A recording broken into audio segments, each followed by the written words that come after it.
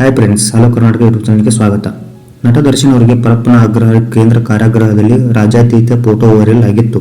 ಈ ಬೆನ್ನಲ್ಲೇ ಈ ತಪ್ಪು ಮಾಡಿದಂಥ ಅಧಿಕಾರಿಗಳನ್ನು ಸಸ್ಪೆಂಡ್ ಮಾಡಲಾಗಿತ್ತು.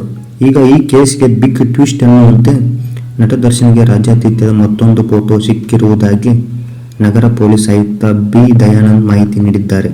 ಇಂದು ನಗರದಲ್ಲಿ ಸುದ್ದಿಗೋಷ್ಠಿ ನಡೆಸಿ ಮಾತನಾಡಿದಂಥ ಅವರು, ನಟ ದರ್ಶನ್ ಅವರಿಗೆ ಪರಪ್ಪನ ಆಗ್ರಹ ಕೇಂದ್ರ ಕಾರಾಗೃಹದಲ್ಲಿ ರಾಜಾತೀತ ನೀಡಿದ ಸಂಬಂಧ ಮತ್ತೊಂದು ಫೋಟೋ ಸಿಕ್ಕಿರುವುದಾಗಿ ತಿಳಿಸಿದರು.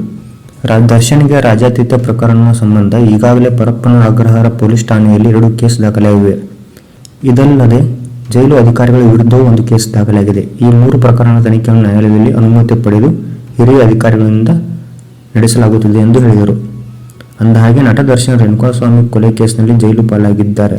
ರಾಜಾತೀತ ವಿಷಯ ಹೊರ ಬರುತ್ತಿದ್ದಂತೆ ಈಗ ನಟ ದರ್ಶನ್ ಅವರನ್ನು ಬಳ್ಳಾರಿ ಜೈಲಿಗೆ ಶಿಫ್ಟ್ ಮಾಡಲಾಗಿದೆ. ಇನ್ನು ಉಳಿದಂಥ ಆರೋಪಿಗಳನ್ನು ಬೇರೆ ಬೇರೆ ಜೈಲುಗಳಿಗೆ ಶಿಫ್ಟ್ ಮಾಡಲಾಗಿದೆ. ಇದೇ ಥರದ ಹೆಚ್ಚಿನ ಮಾಹಿತಿಗೆ ನಮ್ಮ ಚಾನಲ್ನ ಸಬ್ಸ್ಕ್ರೈಬ್ ಮಾಡಿಕೊಳ್ಳಿ.